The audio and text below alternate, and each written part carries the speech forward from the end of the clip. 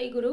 পরম পূজ্যপাদ শ্রী শ্রী আচার্যদেব আমাদের বললেন যে আমরা যদি নির্ভর করি প্রিয় পরমের উপরে, দয়ালের উপরে, তবেই আমরা নির্ভরতা পাব।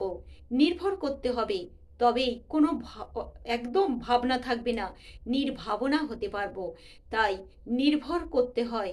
আমি যদি সারাটা দিন নিজের মালিক নিজেই সেজে বসে থাকি, আমার মনে যদি আনাগোনা চলে শুধু নিজেকে নিয়ে, নিজের চিন্তা নিয়ে, তাহলে সেখানে ঠাকুর কি করে মালিক হবেন?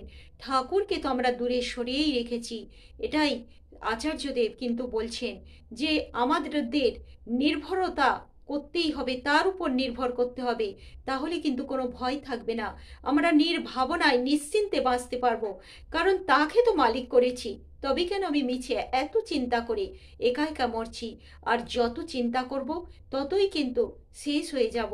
তাই সম্পূর্ণটা সারেন্ডার তার উপর হতে হতে পারলেই কিন্তু আমাদের জীবন থেকে সকল ভয় ভাবনা দুশ্চিন্তা চলে যাবে। আমরা এটুকু কেন করতে পারছি না? আসলে আমাদের জ্ঞানের অহংকার, আমাদের মধ্যে সেই অহংকার তাকে তার থেকে আমাদেরকে দূরে সরিয়ে রেখেছে।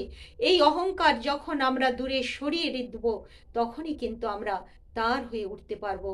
যতক্ষণ আমাদের মধ্যে এই জ্ঞানের অহংকার থাকবে, ততক্ষণ ভক্তি কিন্তু ঢুকতে পারবে না।